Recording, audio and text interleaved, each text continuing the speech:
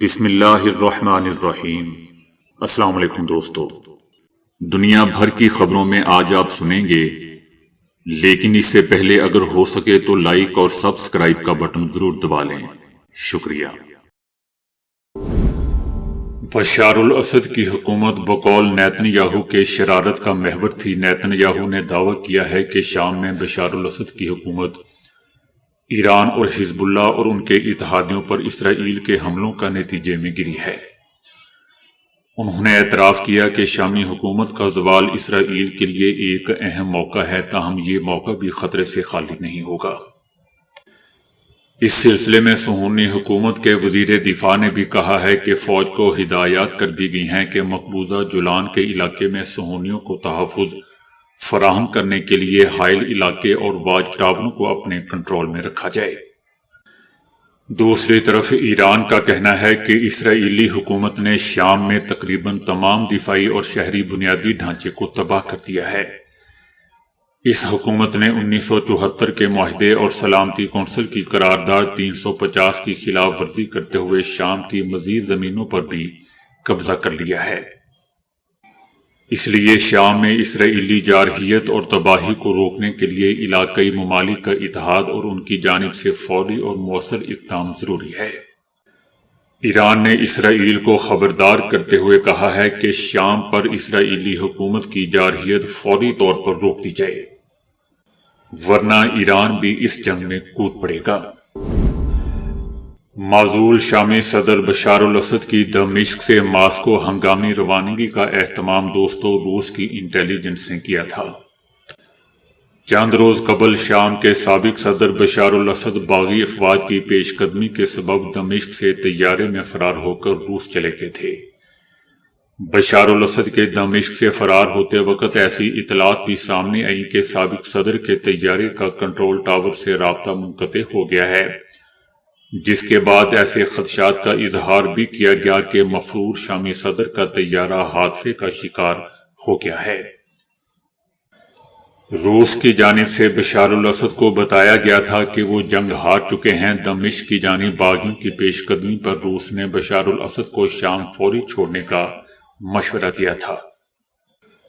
Bashar al Assad سے کہا گیا تھا کہ وہ اپنے قریبی رشتہ داروں کو اطلاع دیے بغیر ماسکو کے لیے روانہ ہو جائیں۔ بشار الاسد نے ہنگامی روانگی سے پہلے اپنے رشتہ داروں کو اطلاع نہیں دی تھی۔ روس کے صدر پیوٹن نے بشار الاسد کو محفوظ طریقے سے ماسکو منتقل کرنے کے آپریشن کی منظوری دی، جس کے بعد روسی انٹیلی جنس نے بشار الاسد کے محفوظ سفر کا اہتمام کیا۔ بشار الاسد دمشق سے اپنے نجی جیٹ میں شام میں روسی ایئر بیس پہنچے۔ بشار الاسد کے سفر کے دوران طیارے کا ٹرانسپونڈ بند کر دیا گیا تھا تاکہ طیارے کی لوکیشن اور دیگر معلومات کا پتہ نہ چل سکے۔ بشار الاسد خمیمیم ایئر بیس سے روسی فوجی طیارے میں ماسکو کے لیے روانہ ہوئے۔ روس کے سفر کے دوران دوستوں ترک فضائی حدود سے انہوں نے اجتناب کیا تھا۔ دوسری جانب شام میں بشار الاسد حکومت خاتمے کے بعد ایرانی کرنسی تاریخ کی کم ترین سطح پر آ چکی ہے۔ اوپن مارکیٹ میں $1 7,40,000 ایرانی ریال کا ہو گیا ہے۔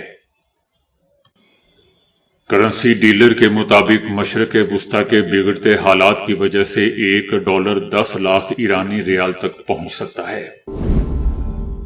امریکہ نے کہا ہے کہ امریکی ریاست نیو جرسی کی فضا میں دیکھے گئے ڈرونز کا تعلق ایران سے نہیں ہے۔ امریکہ کا کہنا ہے کہ فضا میں دیکھے گئے ڈرون سے متعلق شواہد نہیں ملے کہ ان ڈرونز کا تعلق کسی دشمن ملک سے ہو سکتا ہے۔ پینٹاگون کا کہنا تھا کہ ڈرونز کے حوالے سے رکن کانگریس جیف وان کا دعویٰ غلط ہے۔ دوستو جیف وان نے کہا تھا کہ ڈرون مشرقی ساحل کے قریب تعینات ایرانی جہاز سے داغے جا رہے ہیں۔ جیف وان کا یہ بھی کہنا تھا کہ ہمیں معلوم ہے کہ ایران نے چائنا کے ساتھ ڈرون مدر شپ ٹیکنالوجی کا معاہدہ کیا تھا تاکہ وہ آگے بڑھ سکے۔ یہ ڈرونز گرا دینے چاہیے تھے، تاہم اس معاملے پر ہمیں فوج الرٹ نظر نہیں آ رہی۔ جبکہ دوسری طرف پینٹاگون کا کہنا ہے کہ ان دعووں میں کوئی صداقت نہیں ہے۔ پینٹاگون کا کہنا تھا کہ امریکہ کے کسی ساحل کے قریب کوئی ایرانی شپ موجود نہیں۔ اور کوئی مدر شپ بھی نہیں ہے جہاں سے ڈرون لانچ کیے جا رہے ہوں۔ مقبوضہ کشمیر کے علاقے سری نگر میں قابض بھارتی پولیس نے شہید سید علی گیلانی کی رہائش گاہ پر چھاپا مارا، ان کی کتب اور دستاویزات قبضے میں لے لیے۔ پولیس اہلکاروں نے سید علی گیلانی کے کمرے کی تلاشی لی اور کمرے میں موجود ان کی کتب اور اہم دستاویزات وغیرہ کو ضبط کر لیا۔ بھارتی پولیس نے 1 گھنٹے تک سید علی گیلانی کے گھر کا محاصرہ کرے رکھا۔ یاد رہے دوستو کہ بھارت نے تحریک حریت جموں اینڈ کشمیر کو ایک ممنوعہ جماعت قرار دے رکھا ہے۔ دوسری جانب کل جماعتی حریت کانفرنس نے سید علی گیلانی کے گھر پر چھاپے کی مذمت کی ہے اور کہا ہے کہ سید علی گیلانی 10 سالہ نظر بندی کے دوران شہید ہوئے۔ حریت کانفرنس کا کہنا تھا کہ سید علی گیلانی 2021 میں 10 سال کی نظر بندی کے دوران شہید ہوئے اور انہوں نے مرتے دم تک بھارتی غلامی قبول کرنے سے انکار کیا۔ ان کے گھر پر چھاپا بھارتی بوکھلاہٹ کا واضح عکاسی کرتا ہے۔ توشہ خانہ کیس میں عمران خان اور ان کی اہلیہ بشرا بی بی پر فرد جرم عائد کر دی گئی ہے۔ توشہ خانہ 2 کیس کی ابتدائی تحقیقات دوستوں نیب نے کی تھی اور نیب ترامیم کی روشنی میں یہ کیس FIA کو منتقل کیا گیا تھا۔ ستمبر 2024 میں FIA نے تحقیقات کے بعد چلان عدالت میں جمع کروایا تھا۔ یہ بھی یاد رہے دوستوں کہ توشہ خانہ کے پہلے کیس میں عدالت نے عمران خان اور بشرا بی بی کو بری کر دیا تھا۔ پاکستان میں مصنوعی ذہانت سے تیار کردہ پہلی آرٹیفیشل انٹیلیجنس ٹیچر جو تمام مضامین پر مہارت رکھتی ہے۔ مس اینی مصنوعی ذہانت کی مدد سے تخلیق کردہ ایک روبوٹک ٹیچر ہے جو بچوں کے سوالات کا بروقت جواب دیتی ہے اور تقریباً تمام مضامین بڑی مہارت سے پڑھا لیتی ہے۔ مس اینی کو متعارف کروانے کا مقصد پاکستان کے تعلیمی نظام میں تبدیلی لانا ہے۔ مصنوعی ذہانت یا آرٹیفیشل انٹیلیجنس دوستو اب ایک حقیقت بن چکی ہے جس سے ہمیں تعلیمی شعبے میں فائدہ اٹھانا چاہیے۔ اگر ہم اس طرح کے آرٹیفیشل انٹیلیجنس ٹیچر سرکاری اسکولوں میں بھی متعارف کروائیں تو تعلیمی معیار کو بہتر کرنے اور دیگر درپیش مسائل حل کرنے میں مدد مل سکتی ہے۔ دوستو یاد رہے کہ اس طرح کے روبوٹس کو پاکستان میں تیار کرنا ایک مشکل کام ہے کیونکہ یہاں روبوٹس یا آرٹیفیشل انٹیلیجنس سے متعلق پرزے دستیاب نہیں ہیں۔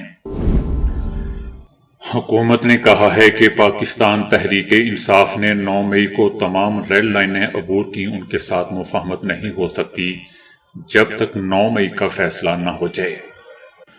حکومت کا کہنا ہے کہ پاکستان تحریک انصاف نے 24 نومبر کو ایک اور 9 مئی کر دیا ہے۔ ملک کو بدنام کرنا بند کریں۔ جو بندے مارے گئے ہیں آپ ان کے شناختی کارڈ دکھا دیں، ساتھ چل کر تحقیقات کرواتے ہیں، ڈیتھ سرٹیفکیٹ ایشو کراتے ہیں۔ حکومت کا کہنا ہے کہ حکومت نے کسی پر مقدمہ نہیں بنایا۔ عمران خان کو عدالتیں ریلیف بھی دے رہی ہیں، جو ریلیف ان کو ملتا ہے ان کو ملنا چاہیے۔ دوستو یاد رہے کہ اس سے پہلے خبر سامنے آئی تھی کہ وفاقی حکومت اور پاکستان تحریک انصاف کے درمیان رابطے بحال ہو گئے ہیں، لیکن حکومت اب اس کی تردید کر رہی ہے۔ شام میں بشار الاسد کے والد اور ملک کے سابق صدر حافظ اسد کے مزار کو نظر آتش کر دیا گیا ہے۔ سوشل میڈیا پر گردش کرنے والی ویڈیوز میں بشار الاسد کے مزار کے اندر شعلے اور دھواں اٹھتا دکھایا گیا ہے۔ ویڈیو میں وردیوں میں ملبوس مسلح افراد اور سادہ لباس میں ملبوس لوگوں کو مزار کے اندر دیکھا گیا ہے۔ یاد رہے دوستو کہ حافظ اسد 10 جون 2000 میں 69 سال کی عمر میں انتقال کر گئے تھے۔ شام کے باغی رہنما ابو محمد الجولانی نے کہا ہے کہ وہ بشار الاسد کی حکومت کی سیکیورٹی فورسز کو تحلیل کر کے بدنام زمانہ جیلوں کو بند کر دیں گے۔ ان کا کہنا تھا کہ وہ ٹیکنوکریٹس کی حکومت بنائیں گے۔ ان کے گروپ کی موجودہ عبوری حکومت مارچ 2025 تک کام کرے گی۔ ابو محمد الجولانی کا کہنا تھا کہ وہ کیمیائی ہتھیاروں کے ممکنہ ڈپو کو محفوظ بنانے کے لیے بین الاقوامی تنظیموں کے ساتھ رابطے میں ہیں۔ باغی گروپ نے ان کیمیائی ہتھیاروں کو کسی بھی صورت میں استعمال نہ کرنے کا اعلان کر رکھا ہے۔ ایران کے سپریم لیڈر آیت اللہ خامنائی نے کہا ہے کہ شام کے مقبوضہ علاقے شام کے غیر مت نوجوانوں کے ہاتھوں آزاد ہوں گے۔ اس میں شک نہ کریں، یہ ضرور ہوگا، اور امریکہ کے قدم بھی مضبوط نہیں ہوں گے۔ اللہ کی مدد سے امریکہ کو بھی استقامتی محاذ کے ذریعے علاقے سے نکال باہر کیا جائے گا۔ سپریم لیڈر کا کہنا تھا کہ اس میں کوئی شک نہیں کہ شام میں جو کچھ ہوا اس کی منصوبہ بندی امریکہ اور اسرائیل کے کمانڈ روم میں کی گئی۔ ان کا کہنا تھا کہ یہ حقیقت ہے کہ جتنا دباؤ بڑھ جائے استقامت مزید مستحکم ہوتی ہے، اور میں کہتا ہوں کہ اللہ کی نصرت سے پہلے سے زیادہ وسیع ہمارے محاذ ہوں گے اور پورے خطے میں پھیل جائیں گے۔ انڈیا اور پاکستان دونوں ہی اپنے اسلحے خانے میں عسکری ڈرونز کی تعداد میں اضافہ کر رہے ہیں۔ دونوں کی جانب سے نہ صرف کئی غیر ملکی ڈرونز خریدے گئے ہیں بلکہ خود بھی اس ٹیکنالوجی کو تیار کیا گیا ہے جو بنا پائلٹ کے دشمن پر نگرانی، جاسوسی یا اہداف کو نشانہ بنانے کی صلاحیت رکھتی ہے۔ ایشیا کی 3 پڑوسی اور جوہری طاقتوں پاکستان، انڈیا اور چائنا کی طرف سے اپنی جنگی صلاحیت بڑھانے کے لیے بنا پائلٹ اڑان بھرنے والے ڈرون کے استعمال میں تیزی دیکھی گئی ہے۔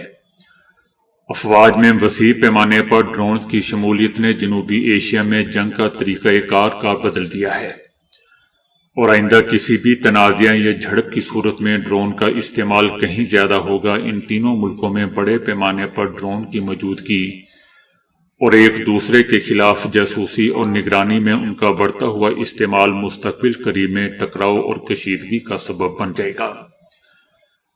پاکستان کے پاس انڈیا سے کم ڈرونز ہیں لیکن انتہائی طاقتور ہیں۔ عسکری مقاصد کے لیے استعمال ہونے والے ڈرونز انتہائی اونچائی پر دیر تک پرواز کرنے اور ریڈار میں آئے بغیر زمین پر فوج کی سرگرمیوں، ان کی تعیناتیوں، اہم تنصیبات، نئی تعمیرات اور فوجی ٹھکانوں وغیرہ کی مؤثر نگرانی اور مخصوص ہدف کو تباہ کرنے میں زبردست مہارت رکھتے ہیں۔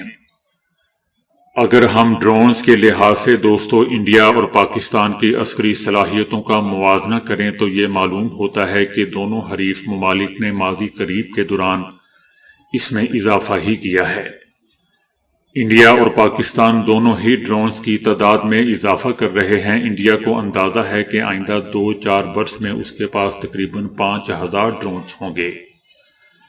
ویسے تو پاکستان کے پاس انڈیا سے کم ڈرون ہیں، لیکن اس کے باوجود پاکستان کے پاس موجودہ ڈرونز میں مختلف صلاحیتیں ہیں۔ انڈین تجزیہ کاروں کا کہنا ہے کہ ویسے تو پاکستان کے پاس انڈیا سے کم ڈرونز ہیں، لیکن اس کے باوجود پاکستان کے پاس موجود ڈرون میں مختلف صلاحیتیں ہیں، اور یہ 10 سے 11 مختلف ساختیں ہیں۔ انڈیا نے اس سال اکتوبر کے دوران دوستو امریکہ سے $3.5 ارب مالیت کے 31 ڈرون خریدنے کا معاہدہ کیا ہے۔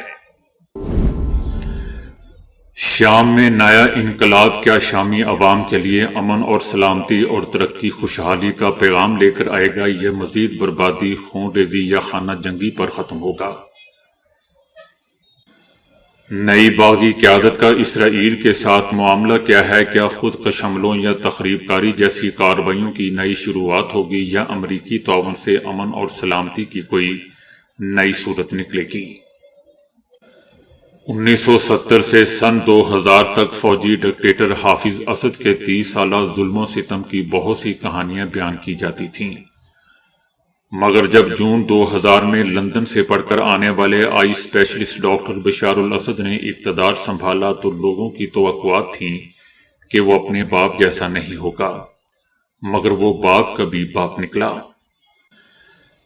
کتنی بڑی شامی آبادی ملک بدر ہوئی۔ مزاحمتی تحریک کو جس ظالمانہ طور پر کچلا گیا اسے عوامی غم و غصے کا ادراک کیا جا سکتا ہے۔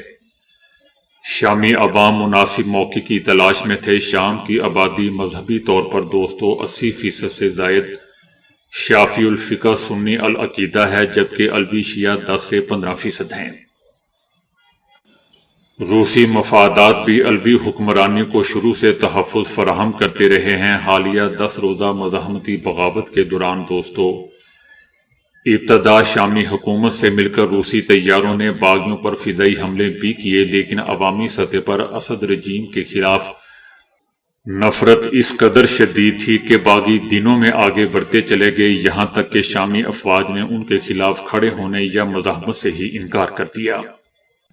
باغیوں کی قیادت کرنے والے حیات تحریر الشام، جس کے معنی ہے تنظیم آزادی شام، مختلف گروپوں کا مجموعہ ہے، جس کی قیادت ماضی میں امریکہ کو مطلوب ابو محمد الجولانی کر رہے ہیں، جو 1982 میں ریاض سعودی عرب میں پیدا ہوئے، جبکہ ان کا خاندان وہاں ہجرت کر گیا تھا، مگر پھر جلد ہی شام واپسی کی راہ لی اور جولان ہائٹس کے علاقے میں ان کی پرورش ہوئی۔ اصل نام احمد الشرع ہے، جولان کے حوالے سے اپنا نام الجولانی اختیار کیا، اب پھر اپنے اصل نام پر آنا چاہ رہے ہیں۔ اپنی کامیابی کے بعد انہوں نے دمشق کی تاریخی اموی مسجد میں جو خطاب کیا وہ بڑی حد تک صلح جوئی پر مبنی بہت ہی متوازن تھا۔ بشار الاسد کے روس فرار کے بعد الجولانی نے ڈمی شامی پرائم منسٹر غازی الجلالی کے ساتھ مفاہمتی رویہ اپناتے ہوئے مستقبل کے سیٹ اپ کو پرامن طور پر طے کرنے کی پالیسی اپنائی۔ اس طرح دوستو، شام روایتی خون خرابے سے بڑی حد تک بچ گیا، البتہ اس دوران اسرائیل نے شامی اسلحہ اور خطرناک ٹھکانوں پر حملے کیے۔ بفر زون میں فورسز داخل کرنے پر اسے عالمی تنقید کا بھی سامنا ہے۔ اسرائیل اور امریکہ کے لیے اس سے بڑی خوشی کیا ہوگی کہ شام سے روسی اور ایرانی اثر کا قطعی طور پر خاتمہ ہو چکا ہے۔ جہاں تک دوستو شام کی علاقائی سلامتی کا سوال ہے، اسے کرد ایشو کے تناظر میں سمجھا جانا چاہیے۔ کرد ایسی بدنصیب مسلم قوم ہے جو 4 ٹکڑوں میں بٹی ہوئی ہے۔ ان کی سالمیت کے حوالے سے کسی کو بھی کوئی تشویش نہیں ہے۔ امید ہے کہ شام میں ظلم کا اختیار رات ختم ہونے کے بعد صبح کاذب نہیں صادق طلوع ہوگی۔ سرد علاقوں میں جیسے جیسے درجہ حرارت کم ہوتا جاتا ہے، وہاں پائے جانے والے پودوں اور جانوروں میں تبدیلیاں رونما ہونا شروع ہو جاتی ہیں۔ شدید سردی میں درخت اپنی نشو و نما کا عمل روک دیتے ہیں اور توانائی محفوظ کرنے کے لیے غیر فعال ہو جاتے ہیں۔ جمی ہوئی برف کی وجہ سے زیر زمین پانی کی قلت ایک بڑا مسئلہ بن سکتی ہے۔ مثال کے طور پر ایسے میں صنوبر کے درخت اپنے پتوں کے گرد موم جیسی تہ بنا لیتے ہیں تاکہ ان کا اندرونی پانی پتوں کے راستے ضائع نہ ہو۔ پتے گرا دینے والے درخت سردی کا مقابلہ اپنے پتے گرا کر کرتے ہیں۔ کچھ درخت شدید سردی میں خود کو منجمد ہونے سے بچانے کے لیے اپنے خلیات سے ہلکا ہلکا پانی خارج کرتے رہتے ہیں۔ اسی طرح کچھ درخت سردیوں میں زیادہ شوگر پیدا کرتے ہیں تاکہ ان کی سردی کے خلاف مدافعت بڑھ جائے۔ خوراک کا ذخیرہ موسم سرما کے سخت حالات جانوروں پر بھی اثر انداز ہوتا ہے۔ نہ صرف خوراک کم ہو جاتی ہے بلکہ دن چھوٹے ہونے کی وجہ سے خوراک تلاش کرنے کا دورانیہ بھی محدود ہو جاتا ہے۔ کئی جانور موسم سرما سے پہلے ہی خوراک ذخیرہ کرنا شروع کر دیتے ہیں۔ ممالیہ جانور شدید موسم سرما کا مقابلہ طویل نیند سے کرتے ہیں۔ یہ ایک محفوظ بل یا جگہ کا انتخاب کرتے ہیں اور گہری نیند میں چلے جاتے ہیں۔ اس دوران ان کے دل کی دھڑکن، جسمانی درجہ حرارت اور سانس لینے کی رفتار بہت کم ہو جاتی ہے تاکہ توانائی محفوظ رہے۔ لیکن ایسے کیڑے مکوڑے اپنی جان کیسے بچا سکتے ہیں؟ ان کے جسموں کا زیادہ تر حصہ تو پانی پر مشتمل ہوتا ہے، لہٰذا ان کے زندہ رہنے کے لیے منجمد ہونے سے بچنا لازمی ہوتا ہے۔ ایسے کچھ کیڑوں میں اینٹی فریز پیدا ہوتا ہے جو آئس کرسٹلز کو ان کے خلیوں میں جمنے ہی نہیں دیتا، جو -30 سینٹی گریڈ میں بھی زندہ رہ سکتے ہیں۔ کچھوے موسم سرما میں تالاب کی تہ میں گزار دیتے ہیں، چاہے تالاب کی سطح پر برف ہی کیوں نہ جمی ہوئی ہو۔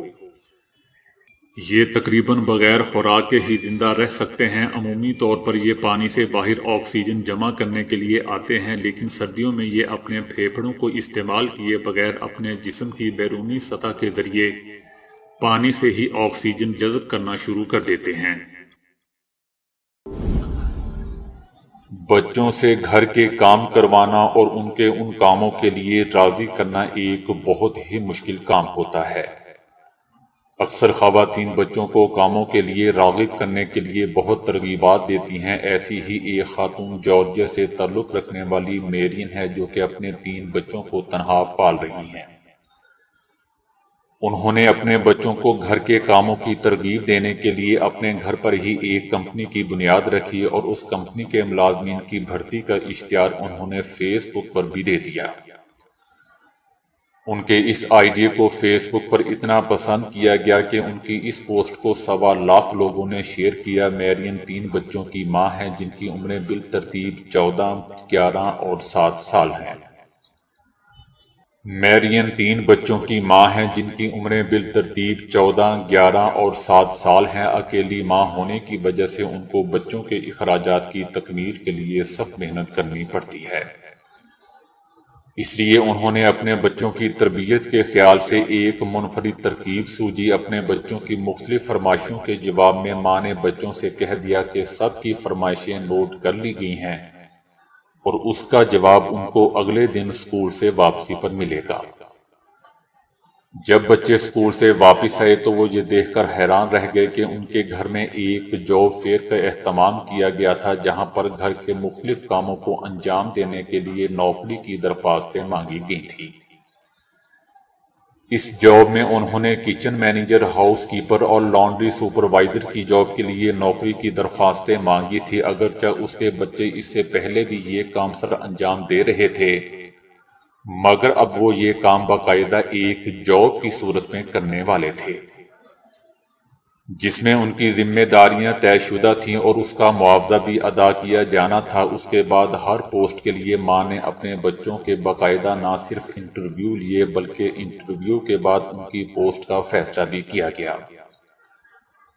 ماں کا کہنا تھا کہ انٹرویو میں سب سے زیادہ پروفیشنلزم کا مظاہرہ ان کے چھوٹے بیٹے نے کیا۔ اس کے بعد بچوں کو ان کی ڈیوٹیز پر لگانے کے بعد ماں کا کہنا تھا کہ بچوں کو سب سے زیادہ انتظار ان کی تنخواہ والے دن کا تھا، اور جب ان کو تنخواہ ملی تو ان کی خوشی کا کوئی ٹھکانہ نہیں تھا۔ حالانکہ یہ پیسے ان کو پہلے بھی ملتے رہے تھے، لیکن خوشی حاصل کرنے کا یہ ایک منفرد آئیڈیا تھا۔ اس سے ان کے اندر مزید بہتر کام کرنے کا جذبہ پیدا ہوا تھا۔ ماں کا یہ بھی کہنا تھا کہ اس طرح آنے والی زندگی میں بچوں کو جاب کرنے اور اپنی ذمہ داریوں کو مناسب انداز میں انجام دینے کی ٹریننگ مل رہی تھی، جو کہ آنے والی زندگی میں بہت ہی کام آنے والی۔ تو دوستو، ابھی کے لیے اتنا ہی۔ ویڈیو کو لائک اور شیئر کرنے کا بہت بہت شکریہ۔